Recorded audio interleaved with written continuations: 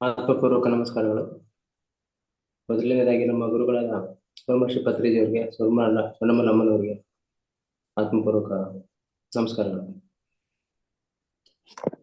Masters, ಈಗ Patriji 365 concept ಮುಂದುವರಿದ ಭಾಗ, 18ನೇ ದಿನ.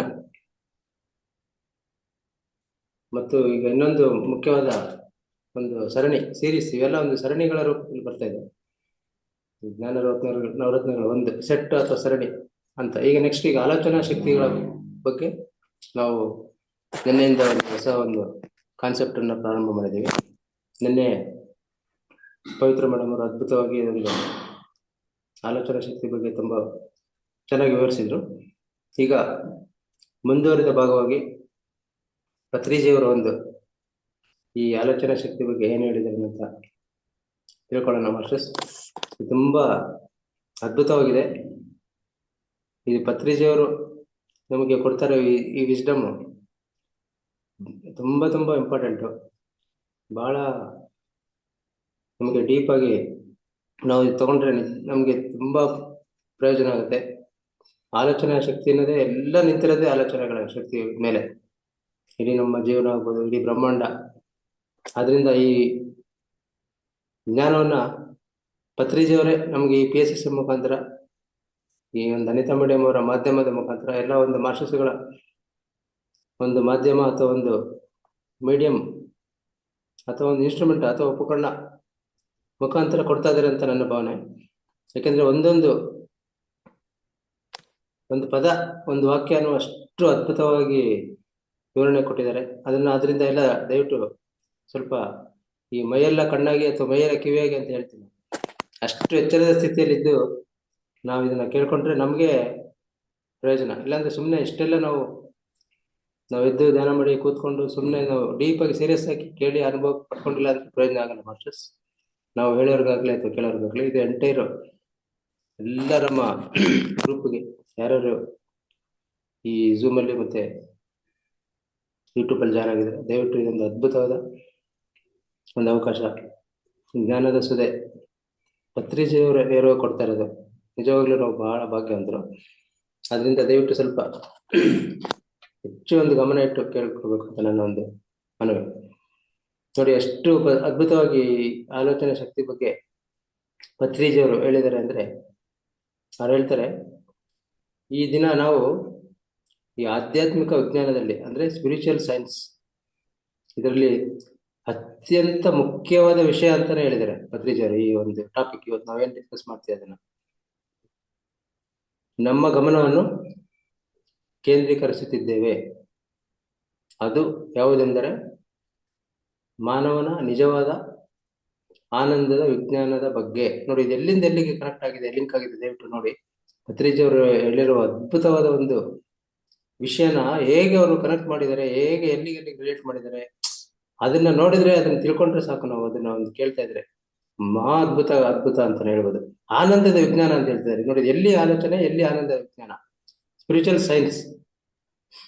ಸೈನ್ಸ್ ಅಂತಾನೆ ಒಂದು ದೊಡ್ಡ ಒಂದು ಟಾಪಿಕ್ ಇದೆ, ಆನಂದದ ವಿಜ್ಞಾನ ಅಂತ ಪತ್ರಿಜಿಯವರದ್ದು. ಅದು ಬೇರೆ ವಿಷಯ. ಈಗ ಇಲ್ಲಿ ಆಲೋಚನೆ, ಈ ಆನಂದದ ವಿಜ್ಞಾನದ ಬಗ್ಗೆ ಅಂತ ಪತ್ರಿಜಿಯವರು ಹೇಳ್ತಾ ಇರೋದು ಈಗ.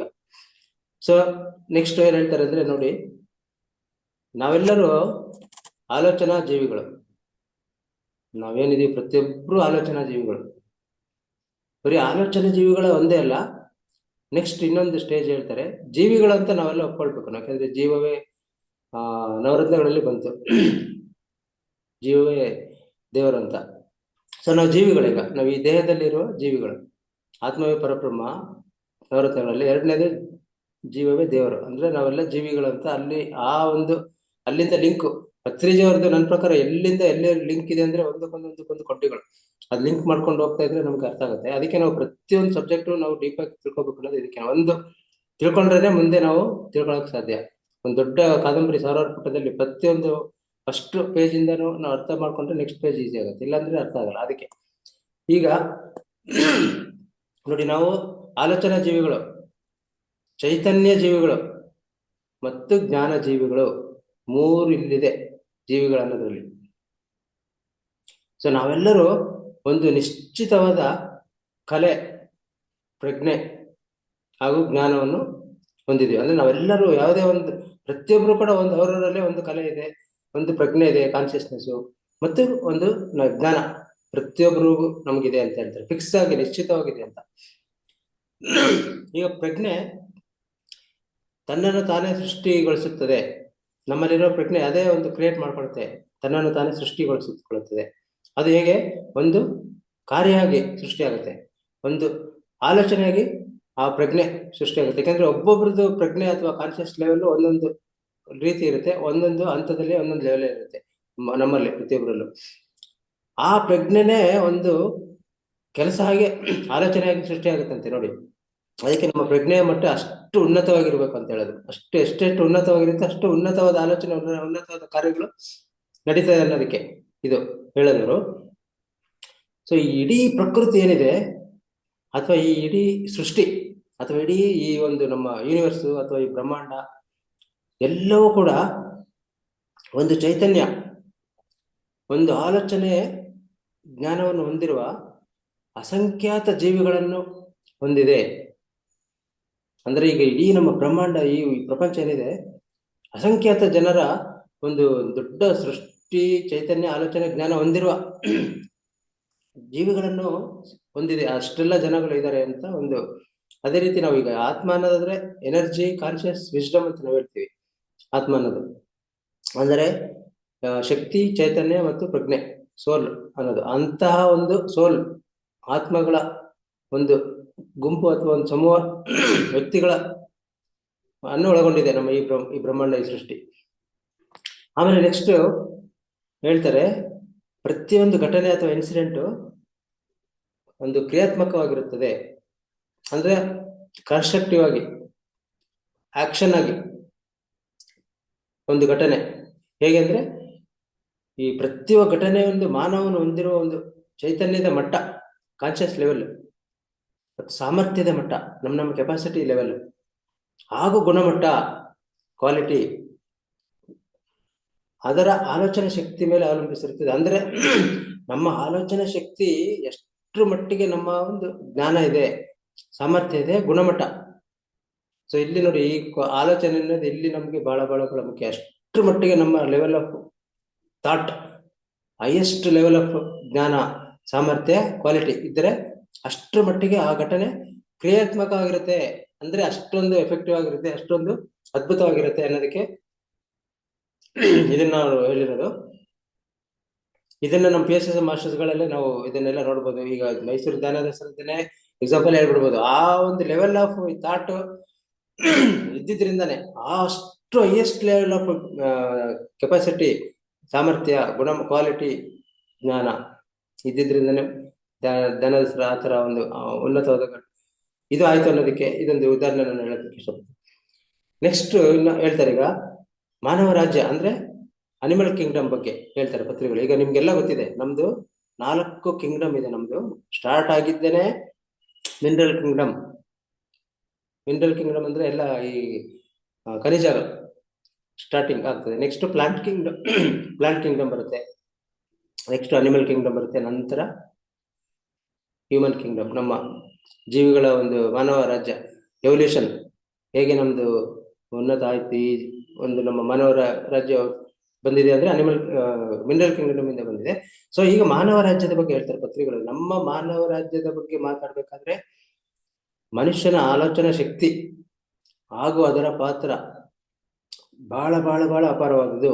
ಯಾಕೆಂದ್ರೆ ಹ್ಯೂಮನ್ ಕಿಂಗ್ಡಮ್ ಮಾತ್ರ ನಾವು ಆಲೋಚನೆ ಮಾಡೋಕ್ಕೆ ಸಾಧ್ಯ, ಬೇರೆ ಯಾವುದೇ ಆಲೋಚನೆ ಮಾಡೋ ಶಕ್ತಿ ಇಲ್ಲ. ಪ್ರಾಣಿಗಳಿಗಾಗ್ಲಿ ಯಾವುದೇ ಕಿಂಗ್ಡಮ್ ಅಲ್ಲಿರೋ ಜೀವಿಗಳಿಗೆ ಆಲೋಚನೆ ಶಕ್ತಿ ಮಾಡೋಕ್ ಸಾಧ್ಯ ಇಲ್ಲ. ಆದ್ರಿಂದ ಮನುಷ್ಯನ ಆಲೋಚನಾ ಶಕ್ತಿ, ಅದರ ರೋಲ್ ಅಥವಾ ಪಾತ್ರ ತುಂಬಾ ತುಂಬಾ ಅಪಾರವಾಗಿದ್ದು, ಪ್ರತಿಯೊಂದು ಮಾನವ ಈ ಒಂದು ಮಹತ್ವದ ಉದ್ದೇಶದ ವಿಜ್ಞಾನ ಮತ್ತು ಅದಕ್ಕೆ ಸಂಬಂಧಿಸಿದಂತೆ ಅವಶ್ಯಕವಾದ ಪರಿಣಾಮಗಳನ್ನು ಅರಿತುಕೊಳ್ಳಬೇಕು.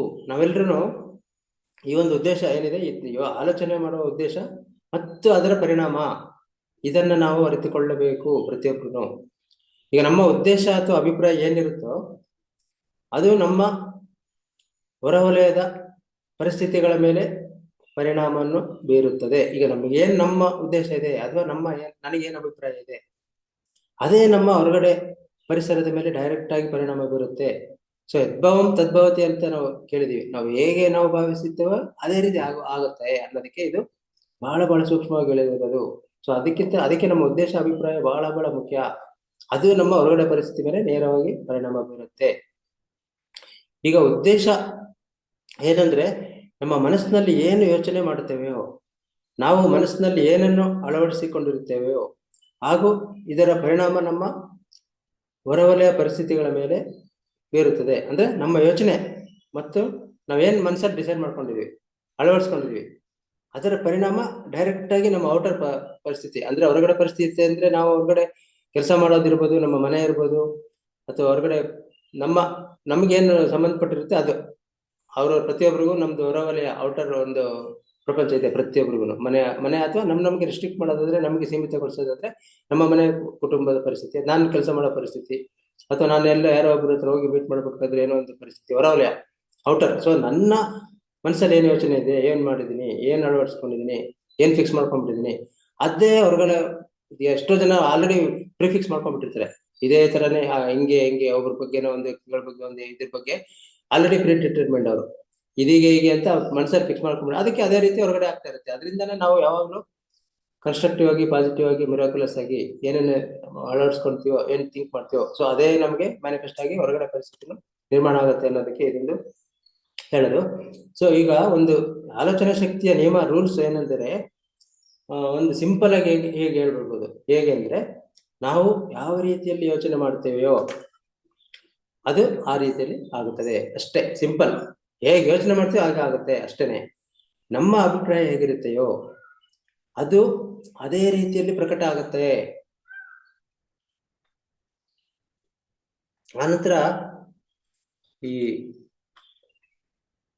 ಅವಶ್ಯಕವಾದ ಪ್ರಕಟಣೆ ನಮ್ಮ ಒಳ ಮನಸ್ಸಿನ ಅಭಿಪ್ರಾಯದ ಮೇಲೆ ಅವಲಂಬಿತವಾಗಿರ್ತದೆ.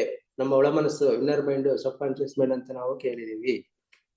ಅದನ್ನ ಅದರ ಆಧಾರದ ಮೇಲೆನೆ ನಮ್ಮ ಒಂದು ಈ ಹೊರಗಡೆ ಪ್ರಕಟಣೆ ಅಂದ್ರೆ ಸೃಷ್ಟಿ ಆಗುವಂಥದ್ದು ಅದ್ರ ಮೇಲೆ ಅವಲಂಬಿತ ಆಗಿದೆ. ಸೊ ಪ್ರತಿಯೊಬ್ಬರ ಜೀವನದ ಶೈಲಿ ಅವರು ಆಯ್ಕೆ ಮಾಡುವ ಮಾದರಿಗಳ ಮೇಲೆ ಅವಲಂಬಿತ ಆಗಿದೆ. ಮಾದರಿ ಅಂದ್ರೆ ಒಂದು ಡಿಸೈನ್ ಅಥವಾ ಪ್ಲಾನ್. ನಮ್ಮ ಲೈಫ್ ಸ್ಟೈಲ್ ಹೇಗಿದೆ, ನಾವು ಹೇಗೆ ಡಿಸೈನ್ ಮಾಡಿದೀವಿ, ಹೇಗೆ ಚಾಯ್ಸ್ ಮಾಡಿದೀವಿ, ಹೇಗೆ ಬದುಕ್ಬೇಕಂತ ಅನ್ಕೊಂಡು ನಾವು ಡಿಸೈಡ್ ಮಾಡಿದೀವೋ, ನಾವು ಚಾಯ್ಸ್ ಮಾಡಿದೀವೋ, ನಾವು ಸೆಲೆಕ್ಟ್ ಮಾಡಿದೀವೋ, ಅದ್ರ ಮೇಲೆ ನಮ್ಮ ಲೈಫ್ ಸ್ಟೈಲ್ ಡಿಪೆಂಡ್ ಆಗಿದೆ ಪ್ರತಿಯೊಬ್ಬರದು. ಬೇರೆ ಇದರಲ್ಲಿ ಹೊರಗಡೆ ಯಾವುದೇ ಬಾಹ್ಯ ಸಂಗತಿಗಳಿಲ್ಲ. ಔಟರ್ ಯಾವುದೇ ಒಂದು ವಸ್ತುಗಳ ಅಥವಾ ವಿಷಯಗಳ ಪರಿಣಾಮ ಇದ್ರ ಮೇಲೆ ಇಲ್ಲ. ಅಥವಾ ಆಕಾಶದಲ್ಲಿ ಯಾವುದೇ ಒಂದು ಬಾಹ್ಯ ದೇವರು ಅಥವಾ ಔಟರ್ ಗಾಡ್ ಕುಳಿತುಕೊಂಡು ನಮ್ಮ ಜೀವನವನ್ನು ಒಂದು ಮಣ್ಣಿನ ಕುಡಿಕೆಯಲ್ಲಿ ರೂಪುಗೊಳಿಸುತ್ತಿಲ್ಲ ಅನ್ನೋದು ಇದು ಬಹಳ ಬಹಳ ಇಂಪಾರ್ಟೆಂಟ್. ಯಾಕಂದ್ರೆ ನಾವು ಯಾವಾಗ್ಲೂ ಯಾರೋ ಹೊರಗಡೆ ವ್ಯಕ್ತಿಗಳು ನಮ್ಮನ್ನ ಜೀವನ ನಿರೂಪಿಸ್ತಿದ್ದಾರೆ ಅಥವಾ ಹೊರಗಡೆ ದೇವರು ನಮ್ಮ ಜೀವನ ರೂಪಿಸ್ತಿದ್ದಾರೆ ಅಂತಾನೆ ಸಾಮಾನ್ಯವಾಗಿ ನಾವು ತಿಳ್ಕೊಳ್ಳೋದು. ನಾವು ಕೂಡ ಧ್ಯಾನ ಮಾರ್ಗಕ್ಕೆ ಬರೋ ಮುಂಚೆ ಭಕ್ತಿ ಮಾರ್ಗದಿದ್ದಾಗ ಎಲ್ಲರೂ ಸಾಕಷ್ಟು ಜನನು ಬರೀ ಹೊರಗಡೆ ವಸ್ತುಗಳು ಹೊರಗಡೆ ಇದ್ರ ಮೇಲೆನೆ ನಮ್ ಲೈಫ್ ಆಗಿದೆ ಅಂತ ತಾವು ಯೋಚನೆ ಮಾಡೋದು ಮರ್ತ್ಬಿಟ್ಟಿರ್ತಾರೆ.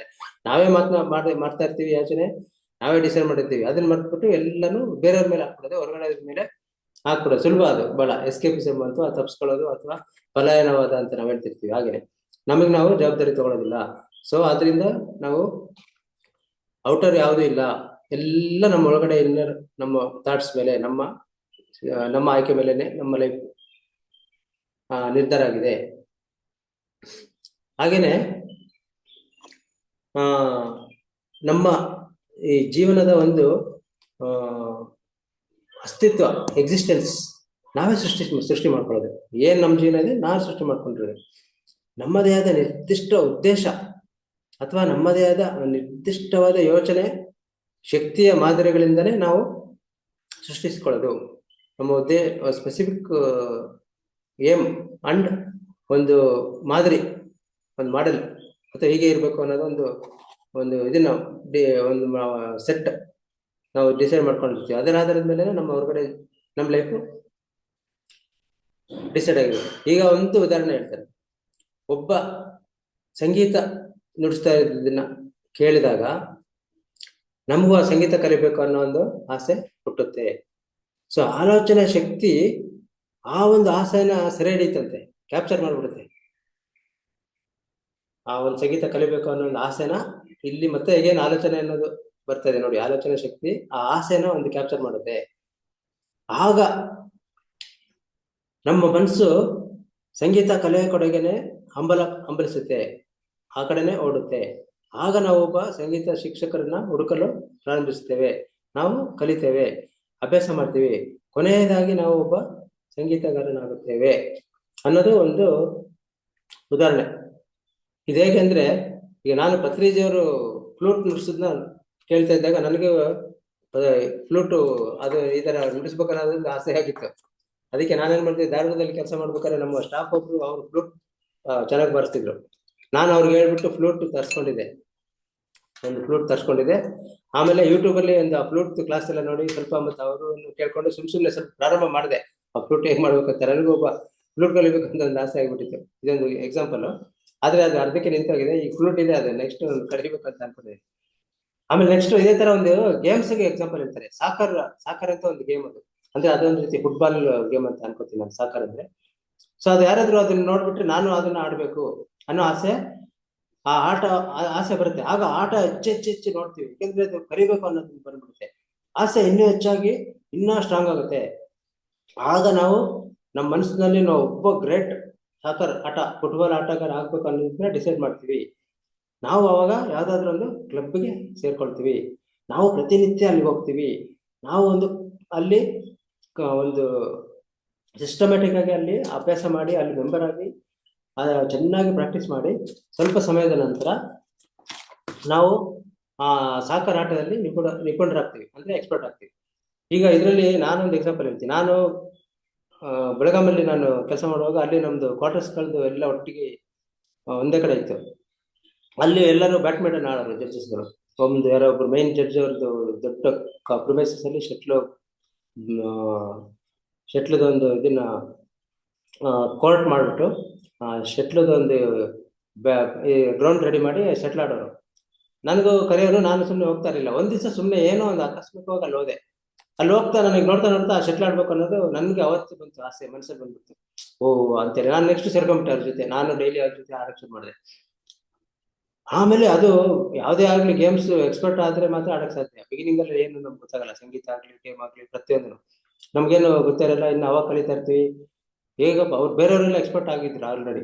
ನಾನು ಇವ್ರಂಗೆ ಹೆಂಗ್ ಆಡ್ಬೇಕು, ಎಷ್ಟು ಚೆನ್ನಾಗಿ ನಾನು ಒಳ್ಳೆ ರೀತಿಯಲ್ಲಿ ಆಡೋದು ಗೆಲ್ಬೇಕು, ಒಳ್ಳೆ ಗೇಮ್ ಕಲಿಬೇಕು ಅಂತ ದಿನ ಹೋಗಿ ಶುರು ಮಾಡ್ಬಿಟ್ಟೆ. ಆಮೇಲೆ ನಾನು ಅವಾಗ ಈ ಇದ್ರದ್ದು ಬ್ಯಾಡ್ಮಿಂಟನ್ ಶಟ್ಲ್ದು ಯಾವಾಗ್ಲೂ ಇದು ನಡೀತಾ ಇರ್ತಿತ್ತು, ಗೇಮ್ಸ್ಗಳು ವರ್ಲ್ಡ್ ವೈಡ್. ಈ ಎಲ್ಲ ಬೇರೆ ಬೇರೆ ಕಂಟ್ರೀಸ್ಗಳದ್ದು ಮಧ್ಯದಲ್ಲಿ ಇಂಡಿಯಾದಾಗ್ಬೋದು ಬೇರೆ ಕಂಟ್ರೀಸ್ದು ಗೇಮ್ಸ್ ನಡೀತಾ ಇತ್ತು. ಚೈನಾ ಅದರಲ್ಲಿ ನಂಬರ್ 1 ಯಾವಾಗ್ಲೂ. ಅವ್ರು ಯಾವಾಗ್ಲೂ ಗೆಲ್ಲೋರು, ಅಷ್ಟು ಅದ್ಭುತವಾಗಿ ಆಡೋರು. ಒಂದು ಒಳ್ಳೆ ಗಾಳಿಯಲ್ಲಿ ಓಡಾಡೋದಂಗೆ ಒಂದು ಅದ್ಭುತವಾಗಿ ಅವರು ಅಷ್ಟು ಫಾಸ್ಟ್ ಆಗಿ ಟೆಕ್ನಿಕ್ ಅಲ್ಲಿ ಗೇಮ್ಸ್ ಆಡೋರು ಶಟ್ಲ್. ನಾನು ಯಾವಾಗ್ಲೂ ತುಂಬಾ ಬರೀ ಅದನ್ನೇ ನೋಡೋದು ಟಿವಿಯಲ್ಲಿ ಬಂದು. ಆಮೇಲೆ ಹೆಚ್ಚೆಚ್ಚು ಇಲ್ಲಿ ಈ ತರ ಗೇಮ್ಸ್ ಆಗೋದು, ಓಡೋದು. ಪ್ರತಿದಿನ ಒಂದ್ ದಿವಸನೂ ಬರ್ತಿರ್ಲಿಲ್ಲ. ಯಾರು ತಪ್ಪಿ ನಾನು ತಪ್ಪಿಸ್ತಿರ್ಲಿಲ್ಲ. ನಾನು ಎಲ್ಲರೂ ಎಫ್ಸಿ ಕರ್ಕೊಂಡು ಹೋಗ್ತಾ ಇದ್ದೆ. ಎಲ್ಲರಿಗೂ ಫೇಮಸ್ ಆಗ್ಬಿಟ್ಟಿದೆ. ಎಲ್ಲರೂ ಹೇಳೋರು, ಸುಬ್ರಹ್ಮಣ್ಯ ಬಿಡಲ್ಲಪ್ಪ, ಇವ್ರು ಯಾರಿಗೂ 6 ಗಂಟೆಗೆ ಫೋನ್ ಮಾಡ್ಬಿಡ್ತಾರೆ ಅಂತೇಳಿ ಎಲ್ಲರೂ ನೆಪ್ಸ್ಕೊಂಡು ಕರ್ಕೊಂಡೋಗಿ ಅಷ್ಟು ಒಂಥರ ಹುಚ್ಚದಂಗೆ ಆಗ್ಬಿಟ್ಟಿತ್ತು. ಎಷ್ಟೊಂದು ಮಟ್ಟಿಗೆ ಅಂದ್ರೆ ಏನ್ ಬಿಟ್ರು ಶಟ್ಲ್ ಮಾತ್ರ ಬಿಡಲ್ಲ. ಬೆಳಗ್ಗೆ ಎದ್ದ ತಕ್ಷಣ ನಾನು ಆಡ್ಲೇಬೇಕು. 24 ಗಂಟೆ ನನ್ನ ತಲೆಯಲ್ಲಿ ಶಟ್ಲ್ ಆಡೋದೆ. ಅಷ್ಟೊಂದು ನಾನು ಡೀಪ್ ಆಗಿ ಇನ್ವಾಲ್ವ್ ಆಗ್ಬಿಟ್ಟಿದೆ. ಆನಂತರ ಬೆಂಗಳೂರು ಟ್ರಾನ್ಸ್ಫರ್ ಆದಾಗ ಅಲ್ಲೂ ಆಡ್ತಿದ್ದೆ. ಕೊನೆಗೆ ಎಲ್ಲಿ ಮಟ್ಟಿಗೆ ಅಂದ್ರೆ ಅದು ಶಟ್ಲ್ ಅಂದ್ರೆ ಅದು ಮಣ್ಣಿನ ಮೇಲೆ ಆಡ್ಬೇಕು, ಇಲ್ಲಾಂದ್ರೆ ಇಂಡೋರ್ ಗೇಮ್ ಆಡ್ಬೇಕು ನಾವು. ಇಲ್ಲಾಂದ್ರೆ ಬರೀ ರಫ್ ಅದು ಸಿಮೆಂಟ್ ಕೋರ್ಟ್ ಮೇಲೆ ಆಡಿದ್ರೆ ಮಂಡಿ ಮೇಲೆ ಪ್ರೆಷರ್ ಆಗಿ ನೋವು ಬಂದ್ಬಿಡುತ್ತೆ. ನನಗೆ ಮಂಡಿ ನೋವು ಬಂದ್ಬಿಡ್ತು. ಆಮೇಲೆ ನಾವು ಬಿಟ್ಬಿಟ್ಟು ಅದಕ್ಕೆ ಆಡೋದನ್ನ. ಹಂಗೆ ಒಂದು ಎಕ್ಸಾಂಪಲ್, ಅಷ್ಟರ ಮಟ್ಟಿಗೆ ಡೀಪ್ ಆಗಿ ನಾನು ಅದ್ರಲ್ಲಿ ತೋರಿಸ್ಕೊಂಡ್ಬಿಟ್ಟಿದೆ. ಹೀಗೆ ಹೇಳ್ತಾರೆ ಅವ್ರು ಪತ್ರಿಜಿಯವರು. ಅಂದ್ರೆ ಒಂದು ಆಲೋಚನೆ ಮೇಲೆ ಇದಿಷ್ಟೆಲ್ಲ ಅದು ಪರಿಣಾಮ ಬೀರ್ತಾ ಹೋಗುತ್ತೆ, ಇಷ್ಟೆಲ್ಲ ಕೊನೆಗೆ ಅದು ಎಫೆಕ್ಟ್ ಆಗುತ್ತೆ ನಮ್ಮ ಜೀವನದಲ್ಲಿ ಅಂತ. ನೆಕ್ಸ್ಟ್ ಈಗ ಒಬ್ಬ ಯೇಸು ಕ್ರಿಸ್ತನ ಬಗ್ಗೆ ಹೇಳ್ತಾರೆ ಅವರು ಪತ್ರಿಜಿಯವರು. ಇದು ಗೇಮು ಸಂಗೀತ ಆಯ್ತು. ಇನ್ನೊಂದು ಉದಾಹರಣೆ ಒಬ್ಬ ಒಂದು ಆಧ್ಯಾತ್ಮಿಕ ವ್ಯಕ್ತಿತ್ವದ ಬಗ್ಗೆ ಅಥವಾ ಆಧ್ಯಾತ್ಮಿಕತೆ ನಾವು ಹೇಗೆ ತಗೊಳ್ತೀವಿ ಅನ್ನೋದ್ರ ಬಗ್ಗೆ. ಈಗ ಒಂದು ಎಕ್ಸಾಂಪಲ್, ನಾವು ಯೇಸು ಕ್ರಿಸ್ತನ ಬಗ್ಗೆ ನಾವು ಕೇಳಿರ್ತೀವಿ. ಸೊ ನಮ್ಮ ಮನಸ್ಸು ಯೇಸು ಕ್ರಿಸ್ತನ ಬಗ್ಗೆ ಆ ಇಡೀ ಅವನ ಭಾವನೆಗಳನ್ನೆಲ್ಲ ಕ್ಯಾಪ್ಚರ್ ಮಾಡುತ್ತೆ ನಮ್ಮ ಮನಸ್ಸು. ಸೊ ಅವರೊಳಗೆ ನಾವು ಡೀಪ್ ಆಗಿ ಹೋಗ್ಬಿಡ್ತೀವಿ. ಅವ್ರು ಹೇಗೆ ಜೀವಿಸಿದ್ರು, ಅವರು ಯಾವ ಯಾವ ಸಂದೇಶಗಳನ್ನ ಕೊಡ್ತಿದ್ರು. ಆಮೇಲೆ ನಾವು ಯೇಸು ಕ್ರಿಸ್ತ ಆಗ್ಬೇಕಂತ ಆ ಆಸೆ ಪಡ್ತೀವಿ, ನಾವು ಕೂಡ ಅವ್ರಂಗ ಆಗ್ಬೇಕು. ಸೊ ನಾವು ಧ್ಯಾನ ಮಾಡಲು ಪ್ರಾರಂಭಿಸ್ತೇವೆ.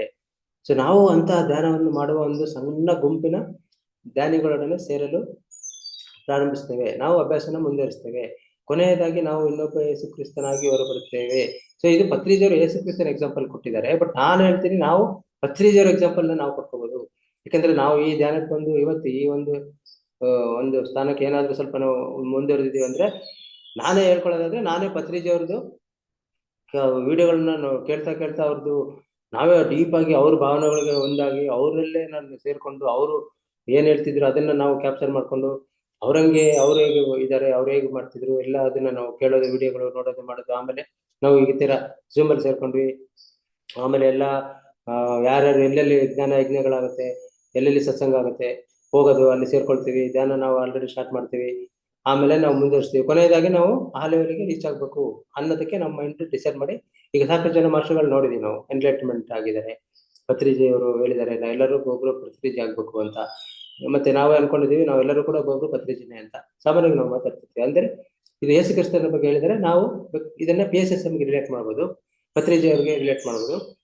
ನಾನು ಇನ್ನೂ ಒಂದು ಇದಕ್ಕೆ ನಂದು ಒಂದು ಎಕ್ಸಾಂಪಲ್ ಹೇಳಿದ್ರೆ, ನಾನು ಸ್ಟಾರ್ಟಿಂಗ್ ಅಲ್ಲಿ ರಾಮಕೃಷ್ಣ ಆಶ್ರಮದ ಒಂದು ಕನೆಕ್ಷನ್ ಬಂದಾಗ ನಾನು ದಿನಾ ಬರೀ ರಾಮಕೃಷ್ಣ ಆಶ್ರಮದ್ದು, ವಿವೇಕಾನಂದ ಅವ್ರದ್ದು, ಸಾಧನದೇವಿ ಅವ್ರದ್ದು, ಅವ್ರದ್ದೇ ಓದೋದು, ಅವ್ರದ್ದೇ ಆಶ್ರಮಕ್ಕೆ ಹೋಗೋದು, ಭಜನೆಗಳು ಮಾಡೋದು.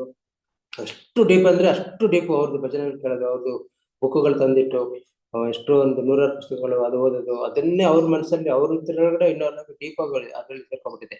ಹಾಗೆ ಅಂದ್ರೆ ಇದು ಹೇಗೆ ಅಂತ ನಾವು ಒಂದೊಂದೊಂದೊಂದು ವ್ಯಕ್ತಿಗಳ ಬಗ್ಗೆ ಅದು ಹೇಗೆ ನಾವು ಮನಸ್ಸು ಒಂದು ಸ್ಟಾರ್ಟ್ ಆಗುತ್ತೆ ಆಲೋಚನೆಯಿಂದ, ಮತ್ತೆ ಹೇಗೆ ನಾವು ಕೊನೆಗೆ ಅವರ ಮಟ್ಟಕ್ಕೆ ಹೋಗ್ಬೇಕು ಅನ್ನೋದಕ್ಕೆ ನಾವು ಒಂದು ಪ್ರಯತ್ನ, ಒಂದು ದಾರಿ, ಒಂದು ಆರಂಭ, ಒಂದು ಎಕ್ಸಾಂಪಲ್. ಆಮೇಲೆ ನಾವು ಒಬ್ಬ ದೊಡ್ಡ ಸಾಕರ್ ಅಥವಾ ಫುಟ್ಬಾಲ್ ಆಟಗಾರ, ಅಥವಾ ಇನ್ನೊಬ್ಬ ಗ್ರೇಟ್ ಸಂಗೀತಗಾರ, ಅಥವಾ ಇನ್ನೊಬ್ಬ ಕ್ರೈಸ್ತ ಆಗಬಹುದಾದ ವ್ಯಕ್ತಿತ್ವಗಳ ಕ್ರಮ ಪದ್ಧತಿ ಇವೆಲ್ಲನೂ ಪ್ರಾರಂಭದಲ್ಲಿ ಮನಸ್ಸಿನಲ್ಲಿ ಉಟ್ಕೊಳ್ಳುತ್ತೆ, ಹಾಗೂ ನಿಧಾನವಾಗಿ ಹೊರಗಡೆ ಪ್ರಕಟಗೊಳ್ಳುತ್ತೆ. ಸೊ ಎಲ್ಲ everything starts with in our mind. ಪ್ರತಿಯೊಂದನು ಒಬ್ಬ ಆಟಗಾರ ಆಗೋದಕ್ಕಾಗ್ಲಿ, ಸಂಗೀತಗಾರರಾಗ್ಲಿ, ಅಥವಾ ಕ್ರಿಸ್ತ ಹಾಗೆ ಪ್ರಕಟಗೊಳ್ಳುತ್ತೆ. ನಂತರ ಇದು ಪಾಸಿಟಿವ್ ಬಗ್ಗೆ ಆಗೋಯ್ತು. ಅದೇ ರೀತಿ ಇದನ್ನೇ ನಾವು ಬೇರೆ ಇದಕ್ಕೂ ಹೋಲಿಸ್ಬೋದು. ಈಗ ಬಹಳಷ್ಟು ಜನ ಡಿಸಾಸ್ಟರ್ಸ್ ಕೆಲಸಗಳು ಮಾಡ್ತಿದ್ದಾರೆ. ಒಬ್ಬ ಕೆಟ್ಟ ಕೆಲಸ ಮಾಡೋರು ಕೂಡ, ಕೊಲೆಗಾರನಾಗಿರ್ಬೋದು, ಅಥವಾ ಒಬ್ಬ ಇನ್ನು ಬೇರೆ ಬೇರೆ ನಾವು ನೋಡಿದೀವಿ. ನಾನು ಜಡ್ಜ್ ಆಗಿ ನಾನು ಹೇಳೋದಾದ್ರೆ, ಒಬ್ಬ ಎಷ್ಟೋ ಕೇಸ್ಗಳಲ್ಲಿ ಒಬ್ಬ ಕೊಲೆಗಾರ ಅಥವಾ ಒಂದು ರಾಬರಿ ಆಗಿರ್ಬೋದು, ಒಂದು ರೇಪ್ ಆಗಿರ್ಬೋದು, ಮರ್ಡರ್, ಈ ತರ ಪ್ರತಿಯೊಂದನು ಅಲ್ಲಿ ನಾವು ಕೇಸ್ ಸ್ಟಡಿ ಮಾಡುವಾಗ ಗೊತ್ತಾಗತ್ತೆ, ಅವನಿಗೆ ಎಲ್ಲೋ ಒಂದು ಸಣ್ಣ ಒಂದು ಇನ್ಸಿಡೆಂಟ್ ಘಟನೆ ಶುರು ಆಗುತ್ತೆ, ಅಲ್ಲಿ ಅವನು ದ್ವೇಷ ಶುರು ಮಾಡ್ತಾನೆ. ಯಾವ ಮಟ್ಟಿಗೆ ಅಂದ್ರೆ ಆ ವ್ಯಕ್ತಿನೇ ತೆಗೆದಾಕ್ಬಿಡ್ಬೇಕು, ಅವನನ್ನ ಜೀವನ ಅಷ್ಟರ ಮಟ್ಟಿಗೆ ಅವರು ಅಂದ್ರೆ ಅವನ ಮನಸ್ಸಿನಲ್ಲಿ ಒಂದು ಬಿಗಿನಿಂಗ್ ಅಲ್ಲಿ ಶುರುವಾಗಿ ಅದು ಕೊನೆಗೆ ಎಂಡ್ ಆಗೋದು ಅವನು ಕೊಲೆ ಮಾಡೋದ್ರಿಂದ. ಇದು ಯಾಕೆ ಹೇಳ್ತೀನಿ ಅಂದ್ರೆ, ಈಗ ನಾವು ಜೈಲಲ್ಲಿ ಹೋಗಿ ನಾವು ಧ್ಯಾನಗಳು ಹೇಳ್ಬರ್ತಾ ಇದೀವಿ. ಅವರೆಲ್ಲರೂ ಕೂಡ ಹೇಗೆ ಒಂದು ಚಿಕ್ಕ ಒಂದು ಮನಸ್ಸಲ್ಲಿ ಏನು ಶುರುವಾಗಿದ್ದೀನೋ ಆ ರೀತಿ ಅದು ಕೊನೆಗೊಳ್ಳುತ್ತೆ. ಅದರಿಂದ ನಾವು ಧ್ಯಾನ ಕೊಡೋದ್ರಿಂದ ನಾವು ಪ್ರತಿ ಕ್ಷಣ ನಾವು ಅವೇರ್ನೆಸ್ ಅಲ್ಲಿ ಇರೋದ್ರಿಂದ ನಮ್ದು ಆಲೋಚನೆ ಶಕ್ತಿ, ಆಲೋಚನೆಗಳನ್ನ ನಾವು ಗಮನಿಸಿದಾಗ, ನಿನ್ನೆ ಕೂಡ ಇದೇ ಬಂತು ಸಬ್ಜೆಕ್ಟ್, ಆಲೋಚನೆ ಗಮನಿಸೋದು ಅಂತ.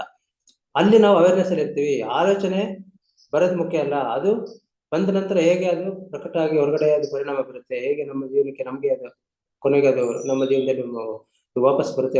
ಪ್ರತಿಯೊಂದು ಆಲೋಚನೆ ಕೂಡ ಇವತ್ತಲ್ಲ ನಾಳೆ ಎಲ್ಲ 1 ವರ್ಷ 10 ವರ್ಷ ಆದ್ರೂ ಅದು ಮತ್ತೆ ಮೆಟೀರಿಯಲ್ ಆಗಿ ವಾಪಸ್ ಬಂದೇ ಬರುತ್ತಂತೆ, ನಮ್ಮ ಒಂದು ಥಾಟ್ ರಿಲೀಸ್ ಮಾಡಿದ್ರೆ ಒಂದು ಆಲೋಚನೆಗಳು. ಆದ್ರಿಂದ ನಾವು ಪ್ರತಿಯೊಂದು ಆಲೋಚನೆಗಳು ತುಂಬಾ ಕೇರ್ಫುಲ್ ಆಗಿರ್ಬೇಕು. ಧ್ಯಾನ ಮಾಡೋದು ಯಾಕೆ ಬಹಳ ಮುಖ್ಯ ಆಗುತ್ತೆ ಅನ್ನೋದಕ್ಕೆ ಇದೆ.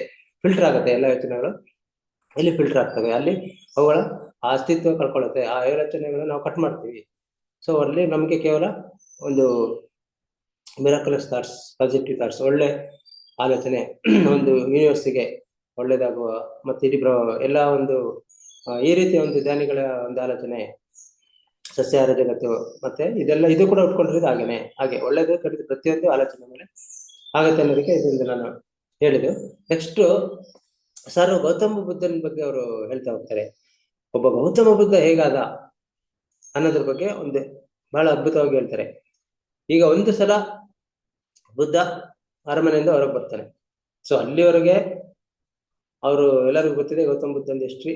ಅವನಿಗೆ ಹೊರಗಡೆ ಬರಕ್ಕೆ ಬಿಟ್ಟಿರಲಿಲ್ಲ. ಅವ್ರ ತಂದೆ ಅವನು ಒಬ್ಬ ಮಹಾ ಚಕ್ರವರ್ತಿ ಆಗ್ತಾನೆ, ಇಲ್ಲ ಅಂದ್ರೆ ಒಬ್ಬ ದೊಡ್ಡ ಶ್ರೇಷ್ಠ ಸಂತ ಆಗ್ತಾನೆ ಅಂತ ಹೇಳಿದಾಗ ಅವನಿಗೆಲ್ಲ 3 ಅರಮನೆಗಳು 3 ಕಾಲಕ್ಕೆ ಮಾಡಿಟ್ಟು ಎಲ್ಲ ಸಕಲ ವೈಭವಗಳನ್ನು ಅವನ ಹೊರಗಡೆ ಏನು ಗೊತ್ತಾಗ್ತಾ ಇರುತ್ತೆ ಎಲ್ಲ ಮಾಡಿಟ್ಟಿದ್ರು ಕೂಡ ಅವನು ಒಂದು ಸಲ ಹೊರಗೆ ಬರ್ತಾನೆ ಬುದ್ಧ. ಆಗ ಹೊರಗಡೆಯಿಂದ ಬಂದು ನೋಡಿದಾಗ ಅವನು ನೋಡ್ತಾನೆ ಎಲ್ಲೆಲ್ಲೋ ದುಃಖ ಮತ್ತು ಶೋಕವನ್ನ ನೋಡ್ತಾನೆ. ಅಲ್ಲಿವರೆಗೂ ಅವನ ಸಾಮ್ರಾಜ್ಯನೇ ಬೇರೆ ಇತ್ತು, ಅವನು ಸುಖ ಸಾಮ್ರಾಜ್ಯ ಇತ್ತು. ಈಗ ಮೊದಲ ಬಾರಿಗೆ ಹೊರಗೆ ಬಂದಾಗ ಅವನು ವಸ್ತುಸ್ಥಿತಿ ನಿಜ ಸ್ಥಿತಿ ನೋಡ್ತಾನೆ.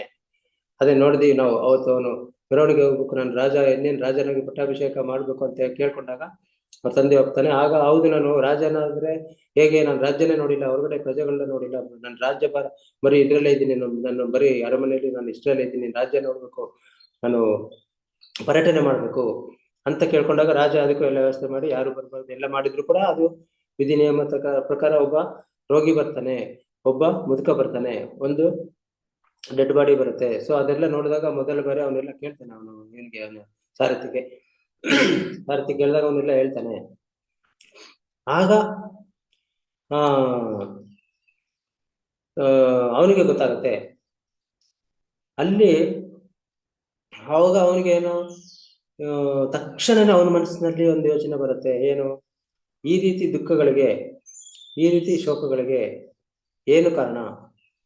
ಅವನ ಮನಸ್ಸು ಈ ಯೋಚನೆಯನ್ನ ಸೆರೆ ಹಿಡಿಯಿತು.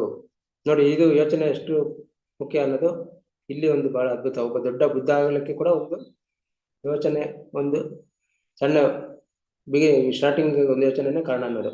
ಸೊ ಅವನು ಮನಸ್ಸು ಆ ಯೋಚನೆಯನ್ನ ಸೆರೆ ಹಿಡಿಯಿತು. ಆಗ ಅವನು ಹುಡುಕಲು ಪ್ರಾರಂಭಿಸಿದ, ಹಲವು ವ್ಯಕ್ತಿಗಳನ್ನ ಭೇಟಿ ಮಾಡಿದ. ಇದೇ ರೀತಿ ಅನ್ವೇಷಣೆಯಲ್ಲಿ ಇರುವ ವ್ಯಕ್ತಿಗಳನ್ನು ಹುಡುಕಕ್ಕೆ ಸ್ಟಾರ್ಟ್ ಮಾಡ್ದ. ಹಲವು ಬೋಧಕರನ್ನ ಭೇಟಿ ಮಾಡಿ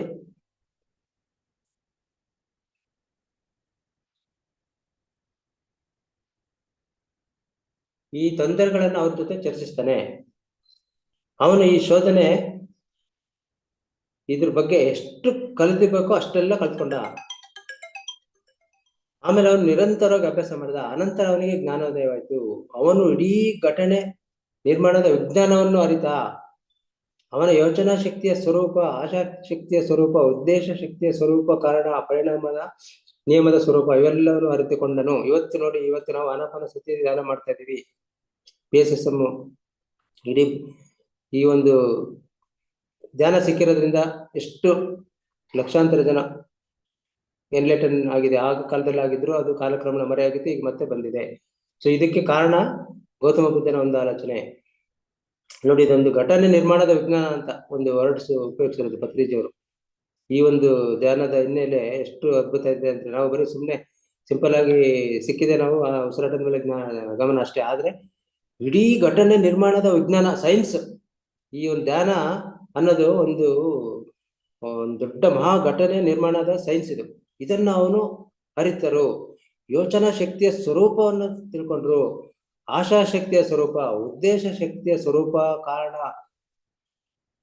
ಪರಿಣಾಮ ನಿಯಮದ ಸ್ವರೂಪ ಎಲ್ಲವನ್ನು ಎಷ್ಟೊಂದು ಗೌತಮ ಬುದ್ಧ ತಿಳ್ಕೊಂಡಿದ್ದಾರೆ. ಆ ನಂತರ ಬುದ್ಧ ಆದ್ರು. ಮೇಡಮ್, ಇದು ಇನ್ನ ಒಂದು ಸೆಷನ್ ಬೇಕಾಗತ್ತೆ ಮೇಡಮ್. ಓಕೆ ಸರ್, ಆಗ್ಲಿ. ಇದು ಇವತ್ತಿಗೆ ನಿಲ್ಲಿಸ್ತೀನಿ, ಯಾಕೆಂದ್ರೆ ಇದು ಇನ್ಕಂಪ್ಲೀಟ್. ಇನ್ನೊಂದು ನನಗೆ ಅವಕಾಶ ಕೊಟ್ಟರೆ ಇನ್ನೊಂದು ನೆಕ್ಸ್ಟ್ ನಾಳೆ ಯಾವತ್ತಾದ್ರು ಕೊಟ್ರೆ ಮುಗಿಸ್ತೀನಿ. ಇದು ಇವತ್ತಿಗೆ ಎಷ್ಟು ಕನ್ಕ್ಲೂಡ್ ಮಾಡಿ.